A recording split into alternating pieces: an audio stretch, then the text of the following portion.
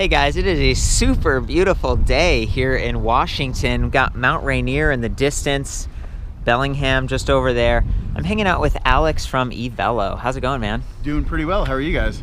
It's just such a wonderful day, and I'm super excited about the bike that we're looking at today because, you know, Evelo's been around for how long, actually? Evelo's been around for about 5 years, we're really excited to introduce some of our new models. Yeah. Which we're here right now with the Galaxy ST, which is our step-through version of the Galaxy model line. Very nice. You know, that's what I really wanted to say is these products have been refined. You know, that in the early days, you were using probably one of the early mid-drive systems, and now to see the Bafang Max Drive, I'm familiar with this, one of the quieter, smoother mid-drives, but it really doesn't sacrifice power. You're getting 80 Newton meters of torque. We were talking about the bike earlier as something that's very approachable. You can see the step-through frame, really low standover height. I think it's like 19 inches. The seat comes way down, comfortable, swept back bars, that kind of thing.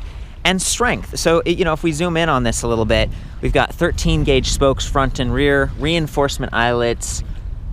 That's the kind of thing that it makes the rims tougher. It's not going to crack. They're double walled, they're aluminum alloy, that kind of stuff. It's like most rims are these days. But you combine that with a wider tire here, CST Caldera. These are 27.5 by 2 inches, which is unique to see. This 27.5 standard was really kind of a mountain bike thing at first. And I think that is really the direction that we're going, simply because we can achieve such a smooth ride without suspension by running a larger wheel and tire. Precisely. And again, these products, you know, these particular parts hold up much better in the long run. We've learned from our experiences. We do listen to our customers intensely, and we make sure that we develop products that suit their needs as well as just ride nice and are fun to ride. Well, so, you know, you've got the Sprung Saddle here. These were the other comfort touch points I was talking about. I love that they actually match too, because this is a Selle Royale saddle. They're known for a little bit higher quality. You've got the crest on the back. And I'm just amazed at how closely they match these grips. The look and feel of a bike does matter. You know, we're getting to the point now where there are a lot of choices. I like this color. What was it, like ice blue or something? Or Blizzard blue. Blizzard blue. And then what was this one? Toasted almonds. Toasty almonds. Oh my gosh. I love it. So it does come in two colors. They say it's 18.5 inch one size fits all frame. I did some measurements. Of course, back at the site, you can see reach, standover height, length, width, so you can see if this will fit in your garage. But it's just one size for this model. You have a bunch of options, but before I get to the accessories and everything like that, the main two options are the fully loaded, which is what we're looking at here. This is $38.99, and it comes with hydraulic disc brakes and the Harmony N380 H-Sync. This is it's like an automatically shifting electronic shift. What did you call it? So it's a fully automatic electronic shifter. All Evelo models are going to feature the New Vinci N380, which is an internally geared CVT transmission. Yeah. It really is the latest and greatest in bicycle technology. It really allows you to shift super smooth. There's no clicking, there's no skipping, the chain will never fall off. Yep. And especially with the belt drive, the most important thing is it's maintenance free. You're totally, okay, so this is a better angle on it, but the belt drive that he's talking about, this is it's like carbon and rubber blended, very much like a timing belt on your chain. So people frequently ask, like, is that as tough as a chain? Does it last as long? Like, what are the trade-offs? And I think that the big takeaway is they tend to be really clean and quiet. This one in particular from Gates has this center track technology, so the belt won't slide side to side, and it's just really tight. You can see that they've got this horizontal dropout so they can keep that belt tight, and there's a cutaway in the frame. So these frames, you know, there's some real engineering that goes into making a frame that you can actually get the belt on. This was totally purpose-built, and you can see that reflected up here too. A lot of the wires are internally routed. They've got some cable wrapping, and as with most electric bikes, there's a little bit of clutter up here, in part because they actually have the motor inhibitors, because this is a Class 2 throttle-operated electric bike in addition to assist. So we've got cadence sensing and torque sensing happening here. In fact, there's the magnet and the sensor. What that means is this bike, it's the kind of thing that you can relax a little bit on if you need to use that throttle. It activates at 6-ish miles per hour, and that's sort of a safety thing so that if you're moving the bike around, you don't accidentally bump this, have it take off on you. And at the same time, when you're pedaling, when you're using pedal assist, which most people, you know, it's a bicycle. You're out there, you're getting a stretch, you're getting some exercise. That motor it's responding as you push, and it feels a lot more fluid. It's not as surprising as some of the older Cadence only sensors where it was like, oh, there we go, and it would take off on you. So great, just great technology all around. The motor on this one, it stands out a little bit more because of the black casing. You can see the Evelo logos, but again, that's a Bafang Max drive. Peak output, 80 Newton meters, very capable. If we look at some of the other companies like Bosch, you know, that's kind of the big guys in the space, and they have a peak output of 75 Newton meters on their mountain biking model, okay? So we're looking at a cruiser here. We're gonna be climbing some hills later, and we'll get to see how that looks. Before, I didn't want to get too far off track, but these bikes are pretty strong, and I was talking about the rims, I was talking about the tire size and everything. They say it's rated for about 300 pounds. Yep. Right? And so, you know, I'm like 135 pounds. Do you mind sharing your weight, Alex? Yeah, sure. So I'm about 240 pounds, and I think it's really interesting that, you know, with the torque produced by this motor, I can get up about an 8 or 9% grade with very light pedaling. Well, so and we'll show it. Yeah, it'll be really cool when we're like out there riding later. I just wanted to, sometimes people like, Court, you know, like show the hill. We're gonna do it this time. We'll get it, and I want to hit some of the rest of the specs. So the bike weighs 57.8 pounds. It's a little bit heavier for electric bikes, but part of it is because you got fenders, full leg fenders, a rack, a fairly sizable battery, 36 volts, 13 amp hours. So, you know, we're almost up to that 500 watt hour mark. We've got pannier blockers on the side, which actually come in handy. I'm going to show that later. Max weight on the rack is 25 kilograms, which is 55 pounds.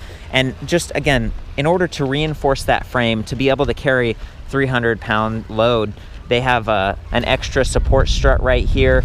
And you do get a little bit of frame flex, and that's, you know, if you like shake the bike like this, there's a bit of crack the weight because this is 7.4 pound battery. It's up high, it's in the rear.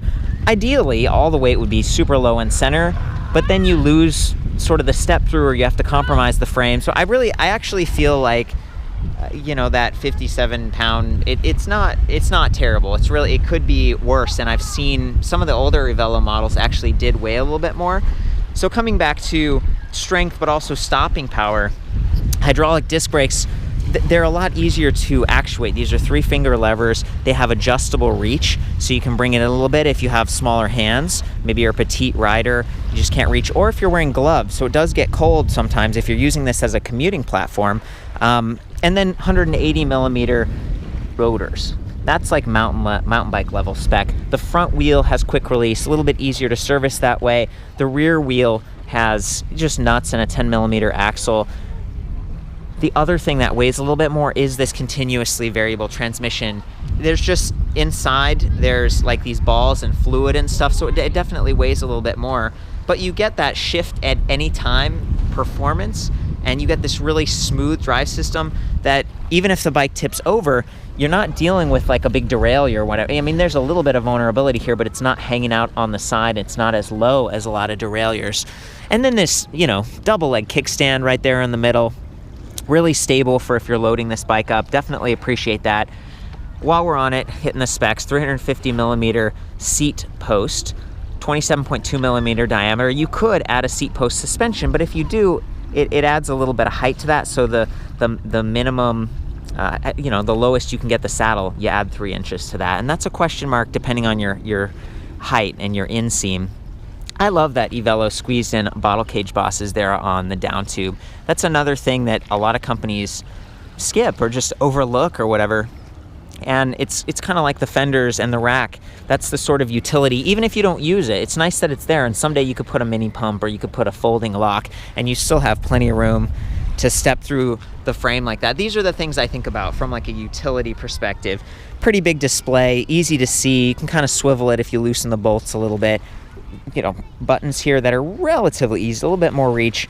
Throttle that's very easy to reach. Just, you know, I'll get to the cockpit a little bit more later, but I just wanted to give you that kind of look, you know, like really feeling what this bike is about. The thicker spokes, it's sturdy, that kind of thing. And then if we come back over to the Toasted Almond bike, yeah, let's look at this. So we've got this little bag of goodies over here. Evelo has all these different accessory options. They have like a commuter package with a pump and lights and stuff, and then they have like a safety package, and then they've got, what were some of the other packages? So we have the comfort package, the safety package, and then also the commuter package, which is going to have some basic tools just so you guys can fix a flat tire. Yeah. And then those all fit quite well here in the Look at that. These yeah. guys fold out on the side. Panniers. And there's also really good amount of space here. And there's a little bit of where's that other compartment here? Like a secret. There we go. Yeah, there's a little secret pop here. Oh, it puffs up? Yeah, so you can really get a good amount of gear in here. And then we also have a really nice chain lock, which is pretty cool. I like that. We call it the Evelo Quick Lock, simply because it's really quick. Yeah. And one of my favorite things is actually you can lock it without the key. Which is super convenient. That is really convenient. Does the battery do the same thing where whether you have the key or not, you can click it in? The battery, you do actually need to have that key in place. And then you turn it? Okay, yeah, we so have, you need the key in why don't place we do that, Alex? Sure. Let's toss the, and I'll show the charger while we, 2-amp charger, pretty standard, 1.2 pounds or something, very lightweight. And this bag is fun. You can of course add your own, but it's neat that Evelo has their own branded stuff, and you have these packages that sort of, it cuts the cost down a little bit. Yeah, you betcha. And again, it's all about, just trying to have things that properly fit on the bike and that work well with the bikes themselves. And match. So. I noticed that this looks like it's reflective. Yep, it's got a little light thing. On there. Pretty cool. Oh, and I almost forgot. The bikes actually have integrated lights. So we've got this Infini rear light. It's did I say integrated? I meant independent. It has a couple of AA's on this one. The front one actually is USB rechargeable and kind of aimable. It's a little bit more, it's the kind of thing that you might want to take off with you, just so no one swipes that at a rack. Now we're back to the battery pack. Here we go. So let's do it. So basically you're going to just turn this key right here, twist it to the left, give that a firm pull. That's it. Right out, that's that whole battery. Look at that. And you can charge it on or off the bike. And I believe, there it is. There's the charging port. It uses the same exact charger interface. There's no like extra little dongle you have to keep track of. I like that. For people who are going to commute, or maybe you're storing this in a hot garage or something, it's nice to kind of take care of the battery. That's the sensitive, expensive bit of the bike. But it's lithium-ion cells, and you were telling me these are A and B rated from Samsung. So that's like, it's like in school, like you got an A or a B, like those are high level. So there are different cell ratings available, and something you'll see where, there's a lot of batteries out there that are manufactured by Samsung or Panasonic, and we really do, from the manufacturing standpoint, use the highest quality cells that we can attain. Yeah. For long-lasting batteries. And again, like you said earlier, they're very expensive, so it's a very important part of what you're looking at here. Awesome, man. So I think we've covered most of the specs. Is there anything that you want to call out that maybe I missed? We were talking about the Gates belt drive earlier, and you said it's like super strong. Yeah, no, you mentioned maintenance there, and the Gates belt drive is actually rated at up to 10,000 miles. A standard bike train is about 1,500 miles, so there's definitely some advantages there to the Gates system, and we're really excited about the package as a whole. It just rides really nice. When you're reminding me also, there's this special warranty. I was trying to, we were talking about this because it's unique. It seems like 2-year comprehensive, but the only thing that doesn't really go beyond the 2 years is the battery. Okay, and that's not to say it won't last longer than 2 years. It just depends on how you use it. Everything else on the bike is rated to 4 years or 20,000 miles. Correct. So we're doing a whopping 4-year, 20,000 mile warranty. And again, we've been around for 5 years. We've learned from previous production runs and previous models. So we're very confident in the products that we develop. And after the 2 years with the battery, the replacement works on a sliding scale. So if you need a battery, 3 years in, we're not going to leave you hanging.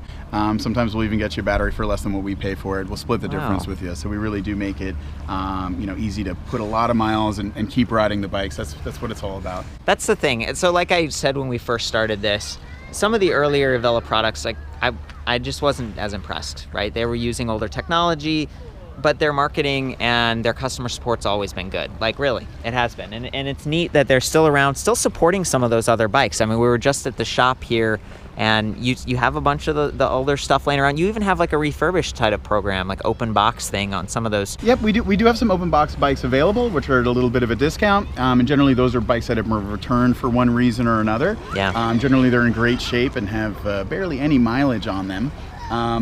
But yeah, no, we continue to provide customer support even after we develop newer models. We still produce and service previous models as well. That's cool. And for those who, $38.99, that's kind of expensive, but you're getting this higher end drive system, the belt drive, the internally geared automatic shifting stuff. For people who want to spend slightly less but still like this model, you can it's like $34.99, so it's $400 less, and then you have mechanical disc brakes, still 180 millimeter rotors, just not adjustable levers. And then that one, it has the mechanical New Vinci N380, so you still have 380 degrees of freedom. You can still shift at standstill. It's just not automatic. And so this is a good chance to maybe, you know, I'm going to come over here and you know, just turn this thing on. So we hold this M button at the base of the little power circle here. There's just 3 buttons. You can arrow up or down to increase or decrease the level of assist. Right now we're in pass 1, pedal assist, level 1, but you can arrow down to 0. And I believe the throttle work in level 0 as long as you're going 6 miles per hour. So the throttle will actually not work in level 0. The throttle will work in levels 1 through 5. PAS 0 will actually shut down all the electric assistance, and it'll just ride like a normal bike. And then you just look at the display for like feedback on how you're riding and everything. So let's go back to the display. 5 ticks on that battery bar indicator, 20% increments, that's kind of normal.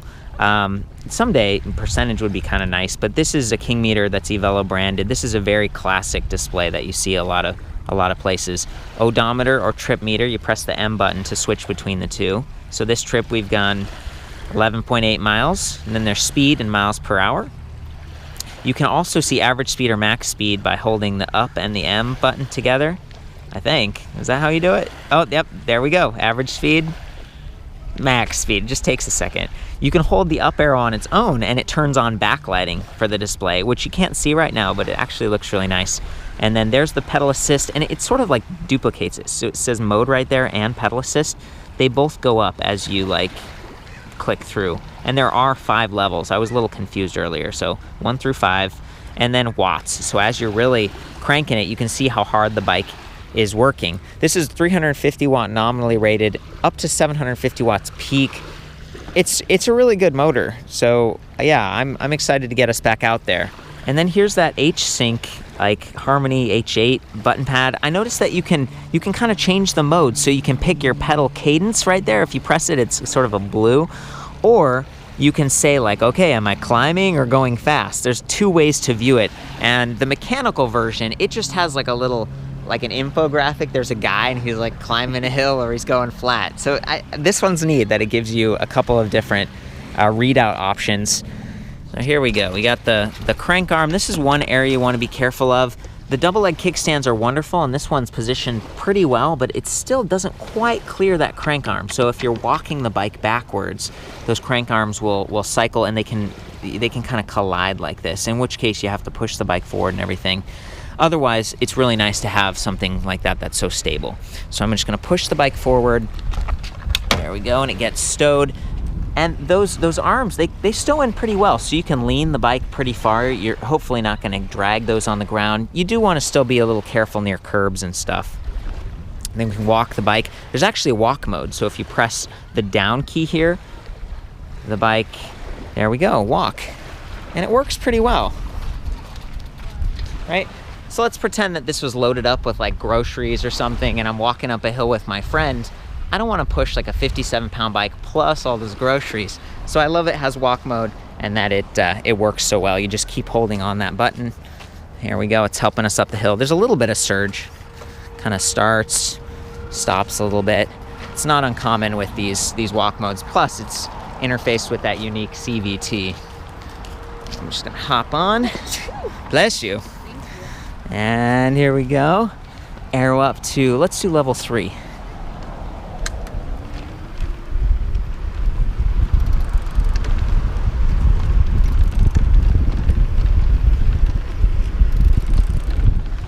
Notice how quickly that the chain ring stops, or the belt ring. It's just really smooth. It's so quiet.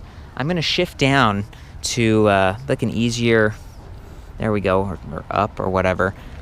And this thing, that's one of the really nice things. Sometimes, you really have to grab hard, especially with the non-electronic version. It takes a lot more effort. With this one, I can just do it with my fingers, and I like that. So anyway, now that the chain ring's gonna be spinning faster, you might be able to hear it. I'm gonna take it all the way up to level 5. I just wanna demonstrate what it might sound like.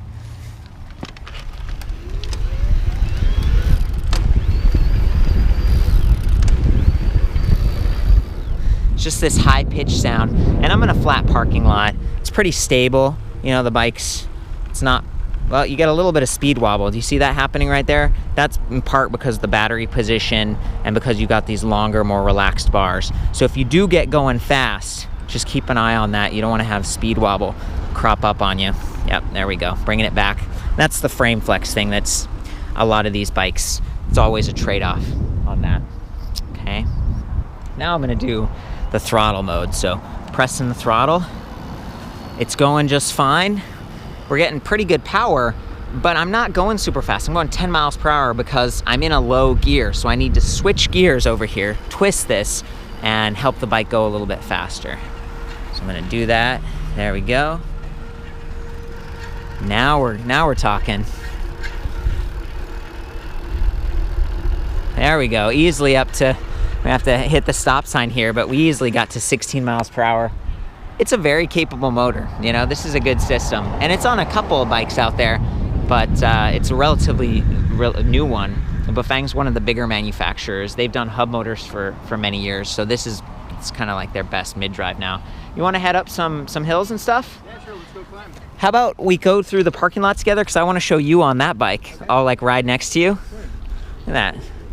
Looking pretty good, pretty upright and relaxed. You know, this setup here is a blend of kind of a cruiser feel, but a little bit more forward, a little bit more of a hybrid feel with these tires and stuff. They aren't super jumbo, but they're comfortable enough, and the saddle and everything. You know, you can see his body position, relatively upright, but a little bit more active.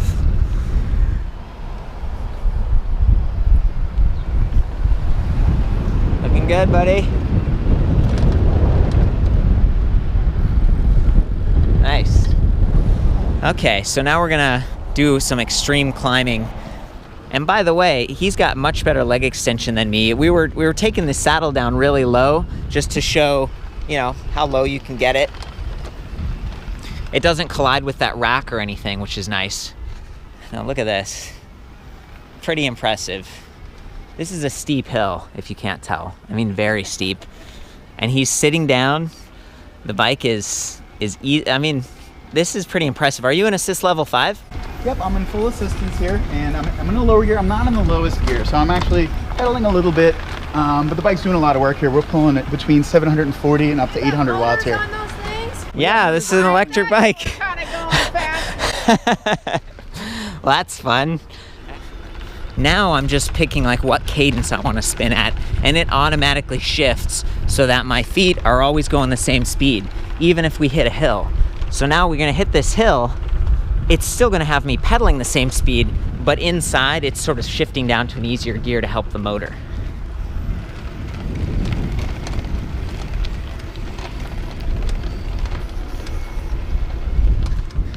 You took us to a dead end. The wrong way. Look at this. Well, we made it. I mean, we're way, way up above the lake where we were a second ago. And here's my body position. Again, my seat's way too low. I'm not getting any leg extension, but it's a good demo of like how powerful the bike is, because I'm not able to help a lot in this body position.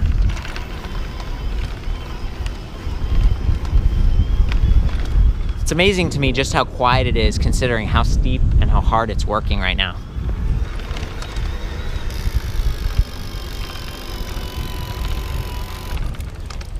There we go. Shut it down again. I think the key would be to pedal along with it when you're climbing something like this. And then it starts again really quickly, and that's what you want. That's that torque sensing. So you don't have the delay, you don't have to strain your knees getting it started. And so that's a compromise with the throttle.